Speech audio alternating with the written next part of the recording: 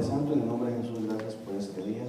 Reconocemos ante tu presencia que si estamos aquí es porque tú nos traes. Te damos gracias porque eres bueno y nos permites estar reunidos como hermanos, porque esa es la palabra, reunidos como familia y como hermanos. Te pido que tomes el control de mi boca y de mi mente y de mi corazón para hablar de parte tuya y que pongas el corazón de los hermanos oído para escuchar tu palabra.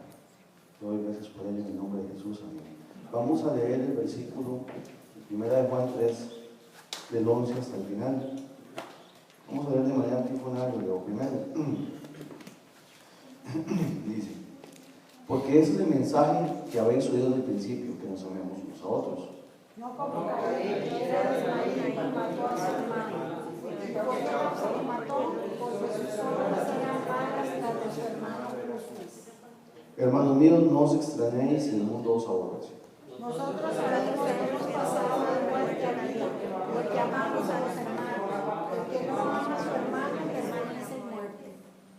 Todo aquel que aborrece a su hermano es homicida, y sabéis que ningún homicida tiene vida eterna permanente en él. En esto hemos conocido el amor que Él nos vida por nosotros. También nosotros debemos poner nuestras vidas por los hermanos. Pero el que tiene bienes en este mundo y ve a su hermano tener necesidad y cierra contra su corazón, como muere el amor de Dios en él. Hijitos míos, no amamos de palabra ni de lengua, de hecho y en verdad. Y en esto conocemos que somos la verdad y aseguramos nuestros corazones delante de él. Pues que nuestro corazón no reprende, mayor que nuestro corazón es Dios, y Él sabe todas las cosas. Amados, si nuestro corazón no nos reprende, confianza tenemos en Dios. Y cualquier cosa que creamos, predicamos que hemos creído, guardamos sus mandamientos y hacemos las cosas que son agradables delante de Él. Y este es su mandamiento, que creamos en el nombre de su Hijo Jesucristo y nos amemos unos a otros como Él nos ama. Y el que guarda sus mandamientos permanece en Dios y Dios en Él. Y estas cosas permanecen en nosotros por el Espíritu que nos ha dado. Amén, gracias.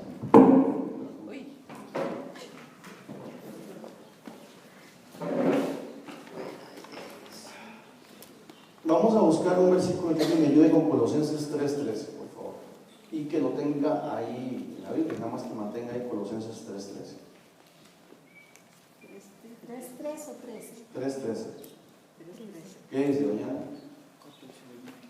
Soportándonos unos a otros y perdonándonos unos a otros, y alguno tuviere queja contra otro, de la manera que Cristo nos perdonó, así también hacedlo vosotros. Ok. ¿Cuántos avivamientos tuvo el pueblo de Israel? Avivamientos, más o menos, ¿se acuerdan? Bueno, en el tiempo de los jueces era como cada 40 años. Entonces, y si notan, generalmente todo es por lo mismo, porque el pueblo de Israel se porta mal en los ídolos y después la única reprensión donde el pueblo de Israel no se ha logrado levantar fue la de Malaquías, que hasta el día de hoy no han logrado levantarse de esas, se levantarán con Cristo. Hasta el día de hoy no han logrado salir de ellas. Entonces, hay una serie de circunstancias que Dios con el ser humano corrige, cae, corrige, cae, corrige, cae. Y pues la Biblia es muy repetitiva en muchas cosas. Y ya hemos hablado de eso, que cuando un versículo se repite tantas veces, porque es muy importante, porque nosotros nos tienen que hablar 1, 2, 3, 4, 5 veces. ¿Cierto? La verdad es que aquí hay personas que tienen sus facilidades, sus formas de ser y sus formas de comportarse. Se supone que en Cristo todos llegamos a obtener la estatura del varón. Luchamos por obtener la estatura del varón perfecto, y la idea es que todos lleguemos a ser lo más parejos posible. Por ejemplo, en las unidades especiales, en las unidades tácticas, al principio usted compite por ser el mejor. Usted quiere ganarle a todos disparando, quiere ganarle a todos corriendo, quiere ser el más fuerte de todos y todo el asunto. Al principio, usted comienza a figurar sobre esa cargada. Cuando madura, usted se preocupa no por ser el mejor, se preocupa porque todos sean los mejores. ¿Por qué? Porque usted que lleva a ser más carga, si el compañero suyo no lo es. Entonces llega un momento en que usted ocupa que el que le va cuidando la espalda corra tanto como usted, sea tan fuerte como usted, dispare tan bien como usted. Porque como yo le decía a un amigo mío en la oficina, que un muchacho joven es un poquito débil en el tronco superior, juega fútbol, tiene mucha fuerza en las piernas, pero yo le decía, yo ocupo que usted saque fuerzas, porque si me tiene que sacar a mí, ocupo que me saque. Eso es lo que uno necesita. En la iglesia de Cristo es igual. Al principio, hemos hablado de la familia de la fe. Todo el mundo se preocupa por dejar de fumar él, dejar de tomar él, dejar de ser infiel él, leer la Biblia él, y por mejorar uno como persona. Pero ¿qué pasa con el resto? Esas actitudes individualistas, y Luis Calderón habló de eso hace algún tiempo acerca de la restauración, que era, ¿se acuerdan de ese mensaje muy bueno? Que era de regresar a la circunstancia original de cómo fue guiado, que eso era restaurar, que si alguien se caía es regresarlo a como estaba y tratarlo en esa misma condición. Si usted restaura a alguien que falló, no es que lo levantó y va a andar en su cabeza, pero es que hizo tal cosa, es que hizo tal cosa, es que había sido mandado, pero es que me acuerdo que hizo tal cosa, ¿no? Restaura, vuelve a su circunstancia original como estaba antes de la caída, en todo, espiritual, emocional y moralmente. Tomando en cuenta eso, en mi forma de ser, la verdad que yo no soy un cristiano de mucho amor, no es mi línea. Me cuesta amar a las personas, me cuesta mucho. Tratarlas, no, amarlas sí, y demostrar el amor más. La verdad que a mí, en el tiempo que tengo, entender, pero la única persona que me ha importado demostrarle mi afecto al 100% es a mi hija, honestamente. El resto de personas, muchos somos de esa política, de que me acepte y me quiere como soy, y si no, pues vaya a ver qué hace. En la iglesia eso no funciona así. Porque hace algún tiempo hemos hablado de la familia de la fe y del amor de Cristo. Entonces a mí, por ejemplo, ahora que hemos estado tratando Juan, a mí la verdad es que me ha llegado mucho, porque he llegado a la conclusión que hay un montón de actitudes que yo manejo que no se acomodan a lo que Juan dice. Entonces me preocupé por buscar un poquito más, porque de verdad me viene el orgullo, porque yo soy muy dado a decir, ahora soy esa persona, no la soporto. Soy muy dado a expresarme así a la gente. Giovanni, cuando le tocó hablar de este tema, habló acerca de que aborrecer es tenerle un rencor o desearle mal o estar disgustado o no querer a alguien que no te ha hecho nada. Generalmente, cuando usted estudia la Biblia, primero piensa que no tiene nada, después se da cuenta que tiene todo. Ahí le viene la culpa y después se siente mal por tener todo eso que dice la Biblia que usted tiene. Usted comienza a decir, bueno, es que pucha, yo soy así y eso me pasa y esto me cuesta y esto aquí y esto allá. Cuando uno comienza a estudiar, yo comencé con este asunto de Juan, yo me sentía mal porque yo decía, ¿cómo hago para no sentirme mal con personas que de verdad por más que trato no puedo? Entonces, bueno, ya entendí que, número uno, es una condición natural que usted esté dispuesto con alguien. Es muy natural. El aborrecimiento es cuando usted está disgustado con alguien sin motivo alguno. Es lo que la Biblia dice, el no amar. O sea, el no amar es una excusa absurda de no querer nada con nadie. También me di cuenta que hemos hablado que usted no puede amar sin estar en Cristo, ¿cierto? Ahora, hay un versículo que me llamó mucho la atención para ir aterrizando, que es el que Doriana tiene ahí. ¿Qué es lo que dice Doriana? Y es una orden. Perdón, ahora, hay que hacer una división muy clara. Están los hermanos de la fe, que somos familia espiritual, y están el resto de personas. La Biblia nos manda amar a nuestros enemigos, ¿cierto? Pero hay una serie de circunstancias muy particulares que hay que saber tratar entre los que no son de la fe y los que sí son de la fe. Y los cristianos tenemos la mala maña de espiritualizar lo que no hay que espiritualizar. Y por un lado somos como un mal político, porque cuando estamos caídos ofrecemos tierra, cielo y casa. Y una vez que estamos arriba, ya comenzamos a ver cómo acomodamos las cosas para no dar, para quitar, para zafarnos el tiro. ¿Qué dice, hermano? Soportándoos unos a otros y perdonándoos unos a otros si alguno tuviere queja contra otro. De la manera que Cristo os perdonó, así también hacedlo vosotros. Gracias. Para mí esa es la regla de oro de la convivencia en la iglesia. Esa es la regla de oro de la convivencia en la iglesia. Vamos a ver eso presente con base en Juan. ¿Por qué la regla de oro de la convivencia en la iglesia? Porque hay una condición natural que el ser humano tiene, que es la convivencia, y hay circunstancias propias de otras personas que a usted no le van a agradar. Así de sencillo. Yo quiero que alguien me diga que puede convivir con una persona al 100% y que todo lo que hace le agrada, que levante la mano. Porque aparte de mentiroso, hipócrita, si lo hace, soy capaz de saludarlo. Es imposible. Yo no he conocido persona que soporte y que ame más que mi mamá, y nosotros somos insoportables y le sacamos el quicio a cada rato. A mi mamá, nosotros, mami con nosotros ha estado siempre y la volamos a cada rato. Entonces la regla de oro de la convivencia dentro de la iglesia, que la Biblia dice, es amen. Pero amar no significa que usted tenga que estar al pie del cañón con todo, porque la gente muchas veces cree que el cristiano es un ser estúpido, idiota, que el pastor le saca plata y que todo el mundo se lo borrea y que está ahí para que le den. ¿Sí? En cuanto a eso, el amar es una condición que uno dispone. El hecho de que, digamos, que yo tengo a mis hijos y los amo sobre todas las cosas, eso no me resta verles las Correcto, cosas especiales de es una condición natural.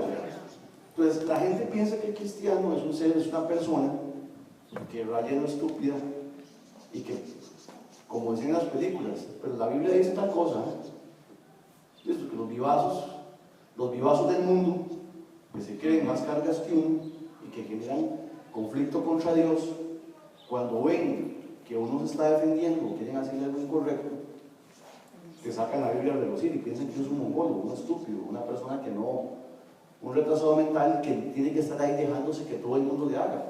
No. Ese es un extremo. Y les vuelvo a decir, para mí la regla de oro de convivencia en la iglesia es que usted puede llamar a un hermano. Aquí yo les aseguro que ninguno de ustedes les deseo el mal. Porque también les aseguro que no sé quiénes son muchos de ustedes y no conozco sus vidas. Eso no quiere decir que no los ame, pero también quiere decir que no tengo un interés pleno en su vida, y eso pasa. No debe ser así, pero sucede. Entonces la regla de oro en la iglesia es lo que dice Pablo: soportados los unos a los otros. Va a llegar un punto, va a llegar un tipo de persona que usted tiene que soportar. Eso no quiere decir que usted no la ame, la puede amar en Cristo. A mí yo digo, ustedes conocen mi familia, que tengo mis hermanos, los amo, pero a veces hay que soportarlos y a veces tienen que soportarme a mí. Hace muchos años a mí nunca se me olvida, Douglas me agarró el zapato y lo tiró a la calle, y yo agarré a Douglas y lo tiré a la calle después a él. O sea, es normal en la convivencia humana eso. Pero, volviendo a la raíz del mensaje, hay una circunstancia que dijimos hace un momento de los levantamientos de Israel y las caídas, y que hasta el momento, el último levantamiento fue el de Malaquías, y no lo asumió, ¿cierto? Creyeron estar muy bien en la época de Malaquías, el pueblo de Israel, y no asumió ese compromiso y nunca cambió. Resulta que cuando Juan escribe esta palabra, si ustedes estudian, ya que venimos de Malaquías, hay un versículo que me llamó mucho la atención, que tiene una afinidad con Malaquías, y vamos a empezar. Bueno, hay una condición que dijimos que es la familia de la fe. ¿Quiénes son sus hermanos? Hermanos en Cristo. Cuando la Biblia habla de hermanos, ¿a quién está hablando? A todo el que ha creído en Cristo. Todo aquel que ha creído en Cristo, punto. El concepto de hermanitos separados y la familia del ahora abrazando a todo el mundo es romano. La Biblia nos manda a amar a nuestros enemigos, estamos de acuerdo, y a orar por ellos y todo el asunto. Pero cuando la Biblia habla de hermanos, ¿de quién está hablando? de los creyentes en Jesucristo. Amén. Insisto, no dejemos de lado el concepto de que hay que amar a nuestros enemigos. Tenemos que amarnos entre todos. Pero Juan está hablando de una convivencia entre cristianos. A los mismos que dicen que hay que amarse y que hay un punto donde hay que, dice la otra escritura, hay que soportarlos. Y vamos a empezar. ¿Alguien con Hechos 6.1, por favor? Jaime, con Hechos 6.1. Y Andrés con Gálatas 6.10. Don Mario, me ayuda con Malaquías, con Malaquías 3, por favor, Díaz también. Entonces, Juan empieza diciendo, porque este es el mensaje que habéis oído desde el principio, que nos amemos unos a otros. Si uno comienza a desglosar versículo por versículo, tema por tema en esta carta, no avanza, porque toca un montón de puntos que había que tomar. Dice, no como Caín, que era el maligno y mató a su hermano. ¿Y por qué causa lo mató? Porque sus obras eran malas y las de su hermano justas. Y tenemos una primera división. Hay un grupo de personas en el mundo que sus obras son justas y hay otro que sencillamente sus obras son malas. Que por más que trate de corregir y por más que haga lo bueno, ¿cómo las clasifica la Biblia? Malas. Obras malas. Malas. Yo lo he dicho en varias ocasiones, aquí en prédicas, y creo que ustedes, es un lema que ya se me volvió muy popular. Un negocio bueno con una persona mala termina mal. Por más bueno que sea el negocio, por más plata que usted vaya a ganar, si el socio suyo es jodido, sepa que el negocio en algún momento va a terminar mal. Dijo Karen, nos andamos buscando esposa. Por más que usted se consiga una muchacha linda, bella, hermosa, que la quiera, que le dé las mejores cosas en este proceso, cuando las cosas caminan mal, en algún momento de la historia, van a ir mal. ¿Por qué? Porque la Biblia dice que ese tipo de personas, sus obras son malas. Primer punto, hay un grupo de gente que hace obras buenas y hay un grupo de gente que hace obras malas. Y eso incluye a mi mamá, a mi papá y a mi tío que no son cristianos. Y a mi abuelo y a mi mejor amigo y a todos aquel montón de personas que no son cristianos. ¿Por qué? Porque sus obras son malas. Hermanos míos, no os extrañéis si el mundo os aborrece. Igual, ese grupo de personas que hacen obras buenas van a ser despreciados por el mundo. Sí. Todas las acciones que haga una persona que no sea cristiana está haciendo obras malas. Porque por obra nadie será salvo, dice la Biblia. Entonces, y no hay nadie que queriendo hacer el bien no peque. Entonces, cualquier acción que usted haga fuera de lo que Cristo ha puesto para el ser humano es una obra mala, aunque sea buena. Así de sencillo. A usted de nada, ¿de qué le vale el hombre si gana el mundo y pierde su alma? ¿A usted de qué le vale en un campo de concentración salvar a 100,000 chiquitos si al final no acepta a Cristo? Así de sencillo. Yo te dije, Hechos 6.1, ¿no? Sí. Ok. Primera de Juan. Primera de Juan 3.11. Dice, nosotros sabemos que hemos pasado de muerte a vida, en que amamos a los hermanos. El que no ama a su hermano permanece muerto. Entonces, primero Juan hace la separación. Está el grupo de los creyentes y el grupo de los no creyentes, ¿cierto? Y ahora brincamos a cuál grupo. Ahora Juan se queda en el grupo de los creyentes. Y empezamos a decir, bueno, si usted es creyente, tiene que tener una condición muy particular. ¿Cuál es? Amar a su hermano. Entonces digo yo, qué raro, porque Juan de un pronto a otro comenzó con esta necesidad de que el hermano, que amara al hermano, que amara al hermano, que no ama a su hermano. Porque seamos francos, los mensajes bíblicos lo que expresan son circunstancias históricas muy particulares, bueno, son los profetas, pero son circunstancias históricas muy particulares que se vivieron en una época de algo que estaba sucediendo, como hemos dicho. Porque los mensajes de la iglesia son locales, la iglesia es local y no universal. Porque, por ejemplo, a nosotros nos preocupa ahorita los hermanos están preocupados por cómo administran el aguinaldo en Costa Rica. Mientras que una iglesia en Nigeria está preocupada porque no los maten o les corten las manos. Entonces los mensajes son muy específicos a cada lugar. Entonces yo decía, ¿por qué Juan es tan necio con esta cuestión de que amar al hermano, y más a mí que no me gusta? ¿Por qué me tira tanto? Seguimos. Todo aquel que aborrece a su hermano es homicida, y sabéis que ningún homicida tiene vida eterna permanente en él. Otra vez, actitudes que hacían. Si Juan menciona esto, ¿por qué? ¿Qué es el problema que estaba pasando en esa época? Ok, ahora sí que alguien me lea Hechos 6:1. En aquellos días, como crecieron el número de los discípulos, hubo murmuraciones de los griegos contra los hebreos. De aquella, las viudas de aquellos eran desatendidas en la distribución diaria. Ok. En la época de Hechos 1, ahí estaba Juan, ¿cierto? Primero fue Pablo el que comenzó a predicar a los gentiles, ¿cierto? Después ya pasó Pedro, en eso creció Juan, y Juan comenzó a ser el último miembro de la iglesia en estar vivo. Y Juan, digamos que desde su juventud hasta su vejez, vivió el proceso de la iglesia del primer siglo. Y en Hechos están diciendo una circunstancia muy particular. Había murmuración de unos contra otros. Eso que simula una división en la congregación. Pero la murmuración era válida, la murmuración en ese caso no es condenada. En Hechos no dice que murmuraron una cosa y los regañaron por lo que murmuraron, ¿por qué no? Dice que criticaron una situación específica y que la iglesia, ¿qué tuvo que hacer?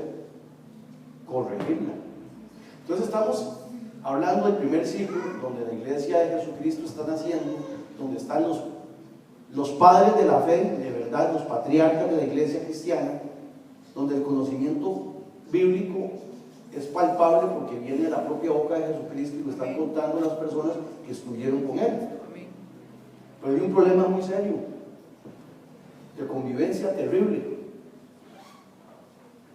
que los griegos están acostumbrados a ser hospitalarios y ayudar al prójimo, porque cuando llegaba Pablo a las ciudades griegas lo recibían, cierto, en banquetes y todo, pero ven a los hermanitos que tienen dinero, que están bien, que son prominentes, no ayudan a las viudas.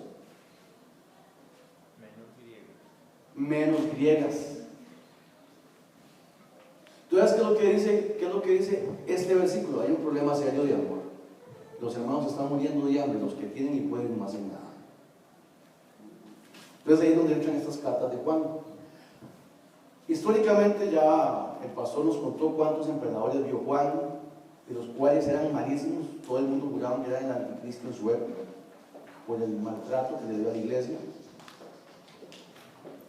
Entonces resulta que este hermano, Juan, aparte de toda la persecución y el desorden que el mundo tenía en ese momento, hay una crítica seria. La crítica es que las viudas se están muriendo de hambre y los huérfanos, y que somos la iglesia del amor, la única iglesia en el mundo que predica la no imposición de su fe. Usted cree por convencimiento, no por imposición, pero ahí es difícil que usted predique algo mientras. ¿Qué pasaría si aquí, por ejemplo, después del culto usted se da cuenta de la mitad de la iglesia tiene que ir a mendigar? Y hay otra parte que sí tiene para dar. Esa es la condición que Juan tiene. ¿Qué dice Gálatas 6:10? Andrés, Gálatas 6:10, ¿qué es la tuya? Por lo tanto, mientras tengamos oportunidad, hagamos el bien a todos y en especial a los de la familia de la fe. Otra reprensión sobre esa línea. ¿Por qué Pablo toca ese tema? Porque ¿qué estaba pasando en esa época? De que los hermanos no estaban haciendo eso, no estaban ayudando a los que podían, y en especial no le estaban ayudando a los de la familia. Entonces, la condición histórica de la iglesia en esa época es que eran un poco de personas avaras, elitistas, que decían: yo soy judío, ustedes no, O yo tengo dinero, ustedes no. O a mí me predicó Cristo y a usted predicó Juan. Que son las divisiones que habla Corintios, ¿cierto? Entonces, esta carta de Juan, si bien el Evangelio es un muro de contención contra los gnósticos de su época, que eso es otro tema que ya se habló, este fragmento es un muro de contención contra el duro corazón que tenían los hermanos de la época. El hermanito que no da dinero para su hermano, el hermano que no colabora, el hermanito que está en una condición muy particular, que ya es algo, que cree que está bien, pero que en esa área muy propia no ama. Ahora, ¿a quién se le parecen en esas condiciones? Una persona que espiritualmente cree que está bien, pero tiene algo ahí que no lo entrega a Cristo y no lo deja. A los judíos de Malaquías. Van a encontrar un versículo bíblico que concuerda con otro de Malaquías, ahorita más adelante. Y vean qué curioso, esos hermanos cristianos que no ayudaban a las viudas, que eran judíos, ¿qué les pasó? Recibieron una donación de los hermanos griegos para no morir la iglesia. Y 40 años después, ¿qué le pasó a la iglesia cristiana de Jerusalén? Más o menos pasó como 40 años, bueno, que aguantó después y desapareció. Y hasta el día de hoy no hay iglesia cristiana. Hay congregaciones cristianas que han llegado después de las cruzadas, pero la iglesia cristiana de Jerusalén, que fue fundada por Cristo y por los apóstoles, no existe. Sigamos. En esto hemos conocido el amor, en que Él puso su vida por nosotros, también nosotros debemos poner nuestras vidas por los hermanos. Volvemos a la raíz de la historia. ¿Por qué hay que poner la vida prioritariamente? Por los hermanos. Si usted no puede amar a su hermano en Cristo, es muy difícil que pueda amar a otra persona en el orden de Dios. Les voy a explicar por qué. Aquí hemos hablado muchas veces de lo que camino que al hombre le parece derecho, pero es camino de muerte. Ustedes que piensan que les puede ser Dios, y Dios les dice: vea, Señor, yo toda mi vida me sacrifiqué por ayudar a mis vecinos. Un barrio muy pobre y a todos me sacrifiqué. ¿Cuántos creían en Cristo? Ninguno. Les hablé y me sacrifiqué por ayudarlos. No. ¿Quién te mandó a hacer eso? No, es que yo sentí mi corazón ayudar.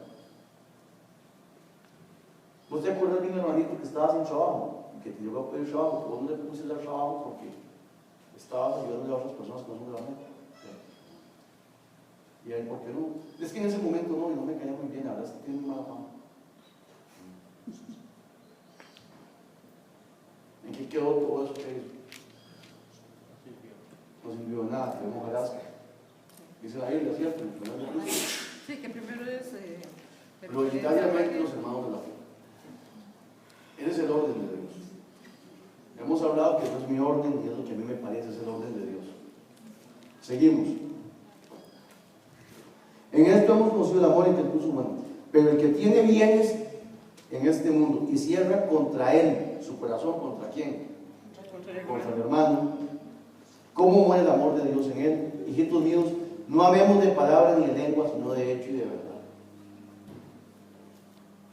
Aquí es Juan el que está hablando, es el último apóstol vivo que vio nacer la iglesia, que la está viendo morir.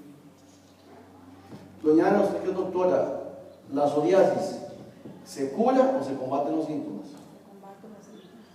No se cura. Yo no sé porque yo tengo psoriasis toda la vida. Juan en estas cartas no está curando los síntomas, está curando la enfermedad, está diciendo. No le está diciendo: hermanitos, vayan y ayuden. No le está diciendo: si usted no ama como Dios manda, cuidado y no con cristianos. ¿Sí, no? Eso también sale, bueno, ahora que estamos leyendo Santiago 2, 15 y 16, que nos habla de la fe sin obras. Correcto, pero vamos por partes. Y en esto conocemos que somos de la verdad y aseguramos nuestros corazones delante de Él. Pues, Si nuestro corazón no nos reprende, mayor que nuestro corazón es Dios y Él sabe todas las cosas. El pastor toda la vida en mí, desde que tengo 35, unos 15, 20 años de conocerlo, dentro de las muchas cosas que nos ha enseñado, siempre ha dicho: si usted no tiene paz en su corazón en lo que está haciendo, mejor no lo haga.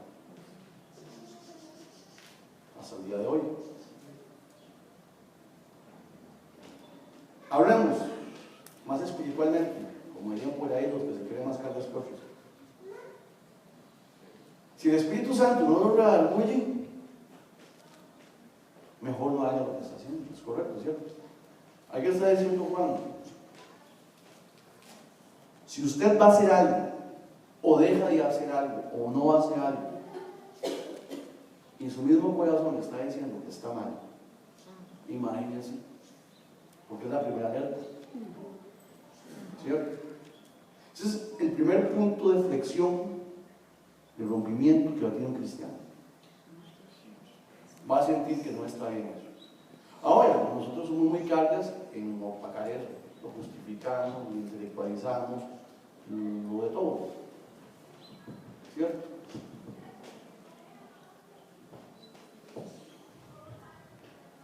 Y cualquier cosa, ahí dice: amados, si nuestro corazón no nos reprende, confianza tenemos en Dios, y cualquier cosa que pidiéramos, la recibiremos de Él, porque guardamos sus mandamientos y hacemos las cosas que son agradables delante de Él. Ok, me llama la atención ese punto, dice: y cualquier cosa que pidiéramos. Cuando Juan hace esta carta, ¿qué estaba pasando con la iglesia? Estaba en necesidad.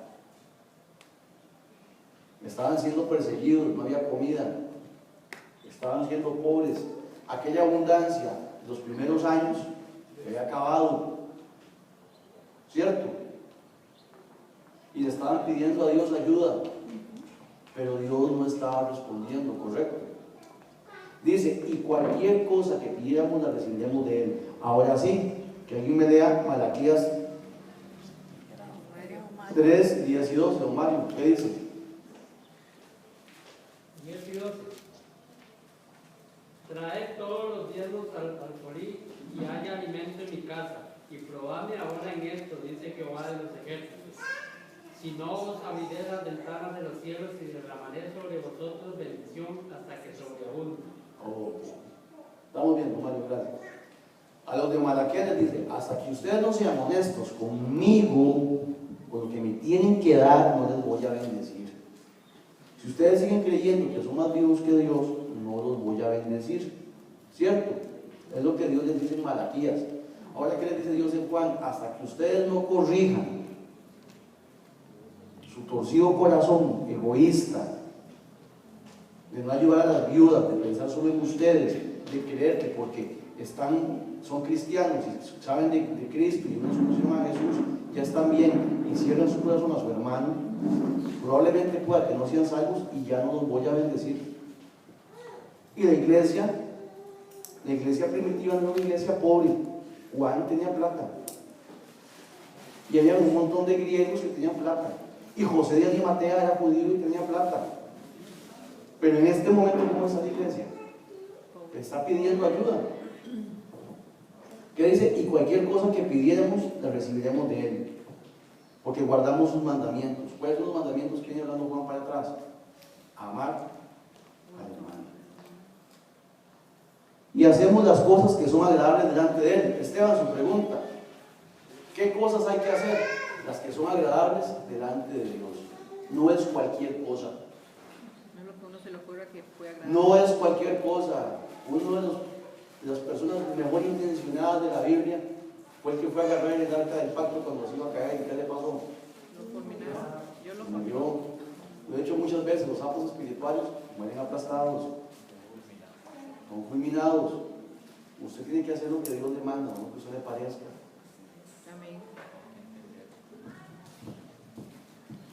Y este es su mandamiento. Ahora vamos a ver algo muy interesante. Y este es su mandamiento: que creamos en el nombre de su Hijo Jesucristo y nos amemos unos a otros como nos lo ha mandado. A mí me llama la atención porque cierra esto, porque Juan viene hablando y una serie de comportamientos que hay que seguir para demostrar que usted es cristiano y que ama a su hermano. Pero todos esos comportamientos que usted sigue están condicionados a una sola situación. ¿Por qué sale primero? Cree en Cristo, después ame a su hermano. Porque usted no puede amar a su hermano si antes no ha creído en Cristo. Amén. Porque usted no puede amar a su hermano porque no es hermano suyo si no cree en Cristo. Cuando usted cree en Cristo, son hermanos. Antes no. Entonces, la condición para comportarse, como Juan está diciendo, ¿cuál es? Creer en Cristo. Entonces, ahí es una bofetada a todos aquellos que quieren ser buenos, agradar a Dios sin creer en Cristo. Usted no puede agradar a Dios, no puede hacer las obras que a Él le agradan, no puede amar a su hermano si usted no cree en Cristo. Entonces, ese montón de gente buena que llega al mundo creyendo que es mejor que el resto, si no cree en Cristo, de nada le vale. Y hoy que está muy de moda, y que dice que esto va para internet, y ojalá que me escuchen, hoy que está muy de moda cuidar perros, cuidar gatos, preocuparse por los muertos en Siria, por los que se van en el Mediterráneo, por todo eso. Excelente, es muy humanista. Está bien, son seres humanos. Igual la Biblia nos manda a amar a nuestros enemigos. Pues a usted nada le vale ser tan ridículo emocionalmente si no cree en Cristo. Porque por más perros que salven, si usted se dice cristiano, o profesa o cree una línea de vida, y no acepta a Cristo, te cuento que sus perritos viven mejor porque ellos no tienen espíritu. Usted sí, su espíritu es eterno y que hay en el infierno. Así de sencillo. Y no lo digo yo, lo dice la Biblia. Entonces, Juan le dice, ok, excelente, todo eso que hemos hablado del amor, pero de nada vale que usted se preocupe por las obras de amor de fe si usted, al final de cuentas, no es cristiano. ¿Cuál es el primer mandamiento? Correcto, que creamos en el nombre de su Hijo Jesucristo. Y el que guarda sus mandamientos permanece en Dios y Dios en él, y en esto sabemos, creemos que Él permanece en nosotros por el Espíritu que nos ha dado. Ok. A fin de cuentas, si usted quiere saber si usted es salvo o no, porque todos tenemos esas dudas a veces, es muy sencillo, no se complique más la vida. Si usted ha creído que Jesús es Dios y que es el único salvador de su vida, sepa que se es salvo. Aquí lo dice. Ese es el mandamiento que Dios manda, que crea en su Hijo Jesucristo. Ese es el mandamiento que hay que hacer, creer en su Hijo Jesucristo. A usted nada le vale ser bueno con sus hermanos, a usted nada le vale hacer un montón de cosas si antes no cree que Jesús es Dios. Si usted no cree que Jesús es Dios, está en la condición de muerto espiritual. ¿Qué dice Juan? Y vamos a ir a Juan 1.1. Bueno, alguien que me ayude con Juan 1.1, por favor, mami. Otro que me ayude con Juan 1.12. Sí, por favor, el Evangelio de Juan 1.12. Juan 1.12. Ok. Efesios 2.10. Andrés y Santiago 1.17. Esteban. Ok, ¿qué dice Juan 1.1? Dice, en el principio era el verbo y el verbo estaba con Dios y el verbo era Dios. Punto. Dice que creamos en el que era enviado, que creamos en su Hijo. ¿Por qué tenemos que creer en Jesucristo? Porque el mismo Juan lo está diciendo. Porque Jesús es Dios. Punto. Ese es un principio básico de la fe cristiana de Occidente, porque hay líneas ortodoxas de Oriente que se dicen cristianos, pero tienen cosillas diferentes. La fe cristiana que nosotros predicamos, basada en esta Biblia, dice que Jesús es Dios, que está desde el principio y que todas las cosas fueron hechas. Punto. Por eso hay que creer en Él. Usted esa parte de su vida cristiana no la puede negociar. Si usted recibe algún estúpido espiritual sin conocimiento bíblico que crea que sepa alguien, que cuestione ese principio bíblico, ni siquiera merece su tiempo. Después de que usted le ha predicado el Evangelio y le ha dicho que Jesús es Dios y que si no cree eso, de nada le sirve el resto y sigue en eso, no pierda su tiempo. Hay un dicho en las películas que dice: Si te juntas con el diablo, es más fácil que el diablo te cambie a vos a que vos cambies al diablo. En nada menos te va a contaminar el corazón. Si ya usted le explica a una persona que Jesús es Dios y dice que no, el único punto de conversación espiritual que usted tiene con esa persona es ese. No le puede explicar obras de justicia, no le puede explicar tribunal de Cristo, no le puede explicar nada de nada hasta que no acepte, comprenda y crea que Jesús es Dios. Si él se cierra, entonces hable de otro tema. Mañana le vuelve a decir que Jesús es Dios. Pero no se meta a hablar espiritualmente con una persona que no crea y acepte que Jesús es Dios. Es el pilar de la fe cristiana. Juan 1:12 al 14, ¿qué dice? Dice, mas a todos los que recibieron, a los que creen en su nombre, les dio potestad de ser hechos hijos de Dios, los cuales no son engendrados de sangre, ni de voluntad de carne, ni de voluntad de varón, sino de Dios. Y aquel verbo fue hecho carne y habitó entre nosotros, y vimos su gloria, gloria como del unigénito del Padre, lleno de gracia y de verdad. Amén. Si ven, seguimos con Juan, en el Evangelio de las Cartas. ¿Qué dice Juan? El que cree en Jesús es salvo porque Él es Dios.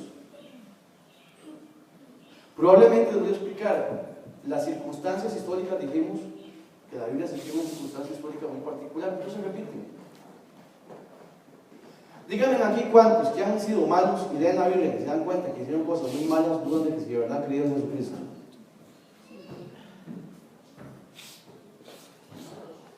Se dan cuenta que han tenido una conducta que no es correcta durante mucho tiempo, leen en la Biblia que eso está mal, les llega la culpa y lo primero que hacen es cuestionar si han creído en Jesús sí o no.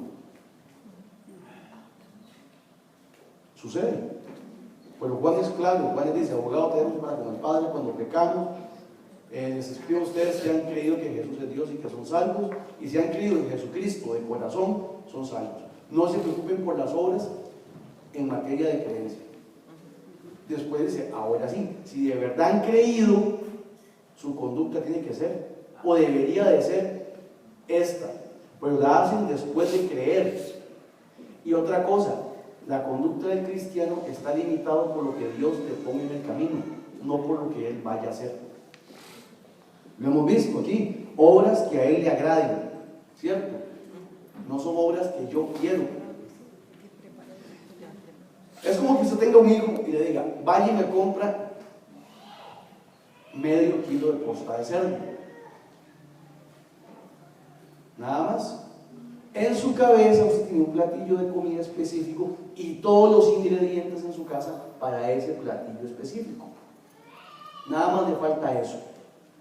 Y usted llega a la carnicería y regresa con 2 kilos de posta de res. Pero yo lo demandé, sí, pero es que es más barata y es más cantidad, ¿cierto? Entonces, yo la verdad que preferí quedar bien con ustedes.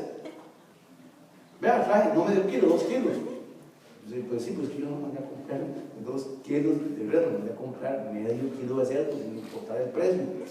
Sí, te salió más barato, hiciste más cantidad, pero no fue lo que yo te mandé a hacer.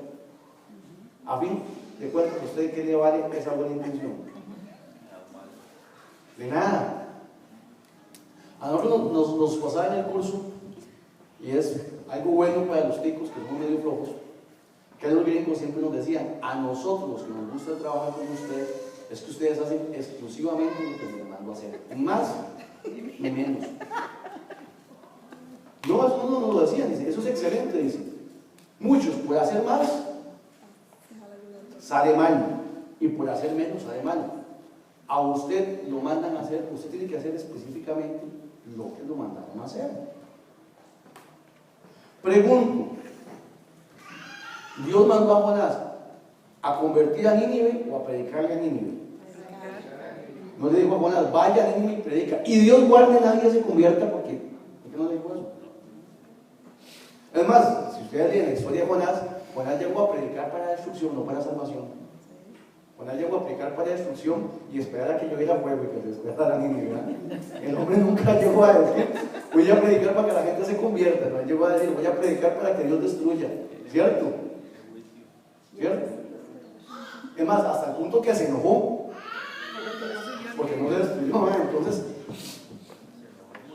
y se enojó bastante.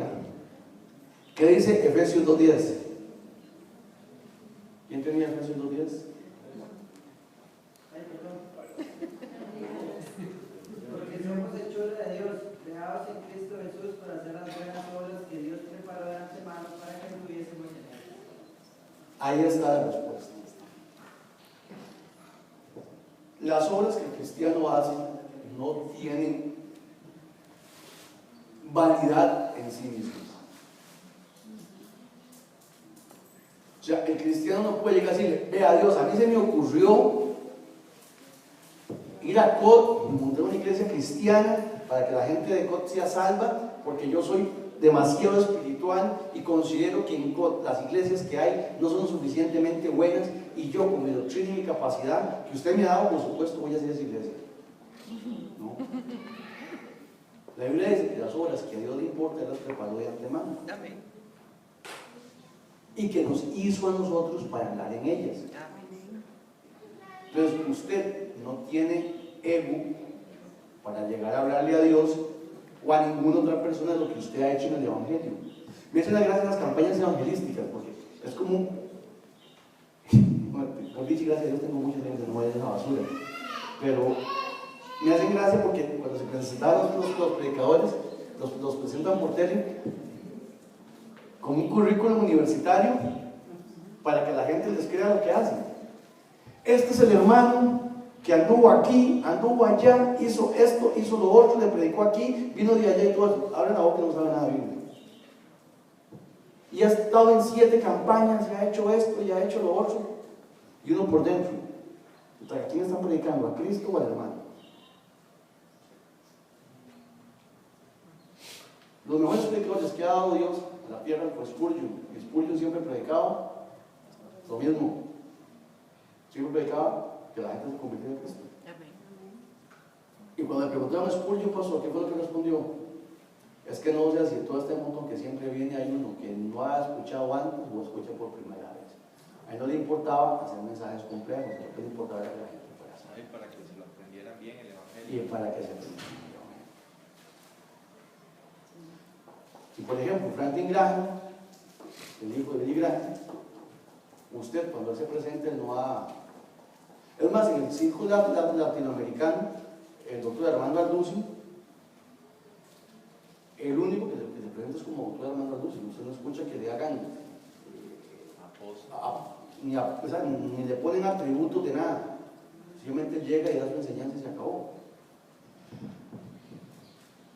Se me da algo importante. El cristiano, lo primero que tiene que hacer, que no tiene requisitos, que es una vez que cree en Jesucristo, contarle a otro que cree en Jesucristo. Eso no tiene requisitos. Amén. ¿Cierto? ¿Qué fue lo que le dijo Jesús al ciego? Vaya y se presenta ante el sacerdote, pague la ofrenda, porque lo mandó a predicar al templo. Pero no lo mandó a que un curso, todo eso, lo mandó a predicar que va a creer en Cristo. Nada más. Lo segundo que hace la iglesia, los cristianos, después de creer en Cristo y después de predicar a Cristo, es ayudar en el crecimiento de la iglesia. Es lo que está haciendo Juan aquí. Juan está dando una cátedra de amor y de convivencia humana entre la congregación para que la iglesia, el hermano, crezca espiritualmente.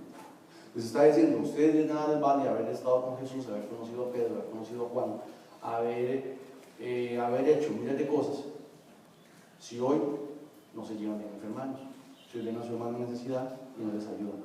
Seguimos con Santiago 1:17. Esteban. Toda buena dádiva y todo perfecto desciende del Padre, donde está el Padre, que creó las lumbreras celestes, que no cambia como los astros ni se mueve como las sombras. Okay. ¿De dónde proviene toda buena dádiva? Entonces, ¿cuál es lo que nos está diciendo? Vean, muchachos, los estoy mandando, los 2 mandamientos que les doy son que crean en Cristo y que se amen los unos a los otros. Y con base en todo lo que hemos aprendido de la Biblia, ese amor de unos a nosotros no proviene de usted, proviene de Dios. Cuando le está exhortando a que usted haga lo que Dios lo mandó a hacer y que Él preparó de antemano. Porque ni eso que usted haga tiene que gloriarse ni sentirse cargo. Sencillamente Juan te dice, si usted ha creído en Jesucristo, ame a su hermano, y eso no es suyo, eso proviene de Dios. cumpla con lo que Dios le está mandando. Primera de Juan 4:19 y otro que me lea Gálatas 5:22 y 23, por favor, para terminar. Primera de Juan 4:9 dice: en esto se mostró el amor de Dios para con nosotros, en que Dios envió a su Hijo unigénito al mundo para que vivamos por Él. El primero que muestra el amor, ¿quién es? El Padre. Dios, ¿cierto? Amén. ¿Y cómo muestra Dios su amor? En que envió a Cristo que murió por nosotros. Estamos claros. Ahora, ¿qué dice Gálatas 5:22 y 23? Amén. Mas el fruto del Espíritu es amor. Hasta ahí estamos bien, dejémoslo ahí. Mas el fruto del Espíritu es amor. Entonces, ¿quién es el que produce el amor en usted para que lo dé y pueda amar a su hermano? Intente usted amar a alguien sin Cristo. Y vamos así ya para concluir. Qué cosa que me pasé porque empezamos tarde. Para concluir, Pablo, Juan, ellos, cuando la iglesia de Cristo nace, históricamente había una secta judía con elementos griegos que se llamaban los esenios, una secta gnóstica que creían que eran mejores que el resto, porque eran muy buenos. Los esenios, jugando de intelectuales, de conocimientos judíos, con conocimiento griego, creían estar por encima de todo. Y ellos utilizaban conceptos muy interesantes para apantallar a la gente cuando les hablaban, conceptos como amor, luz, verdad. Que esos conceptos son Juan está diciendo, todo eso que ustedes están hablando se hizo en Cristo y no se puede hacer solo, viene de Dios, y con eso les puso freno. Hasta el día de hoy siguen existiendo, ¿sí? Desde decenios pasaron a cátaros y ahora son las navajeras y los gnósticos, que predican el ser mejores que el resto. De todo el gremio de amigos que yo tengo y de personas que yo conozco, yo soy los más malos. Me porto bien para amar a Cristo, pero soy una persona que mi temperamento y mi forma de ser es muy intolerante, muy agresiva. Lo que a mí me regula en esa área de mi vida es la fe en Jesucristo. Porque a mí lo que me vive frenando es lo que hablamos del Espíritu Santo, que eso no está bien, y no lo hago no porque lo quiera, lo hago porque Dios no me lo permite. En el cristiano, quien gobierna eso es Cristo y el Espíritu Santo con sus frutos. Entonces, ese amor que Juan nos dice que hay que tener por el hermano es un fruto que el Espíritu produce en usted después de haber creído en Jesucristo. Si usted no ha creído en Jesucristo, es imposible que usted ame a su hermano. Es muchísimo más difícil que usted soporte a su hermano, lo que hablamos ahora. Y es muchísimo más difícil que usted ame a sus enemigos. Pero si usted ha creído en Jesucristo, es su deber prioritariamente amar a sus hermanos, soportar a sus hermanos y hasta llegar a amar a sus enemigos, porque esa es una condición que no depende de usted, depende de lo que Cristo hizo en la cruz y puso en usted a través del Espíritu Santo. ¿Quedamos claros? Oramos, por favor, nos ponemos de pie. Padre Santo, en el nombre de Jesús te damos gracias por este día, por tu amor, por tu misericordia, por tu bendición y por tu paz. Te damos gracias porque eres bueno. Te pido, Dios, de todo corazón, primeramente por mí y segundo por mis hermanos, para que tu palabra haga en nuestro corazón y nos permita, nos dé la capacidad sobrenatural. Es más que las palabras, nos des el entendimiento, nos permitas la obediencia sobrenatural para poder desarrollar esa capacidad que tú nos has dado, de amar a nuestros enemigos, de soportar a nuestros hermanos y amarlos. Yo soy el primero que reconoce, Dios, que necesito amor y que tu Espíritu, Señor, produzca en mí cada vez más, igual que pido por toda la congregación.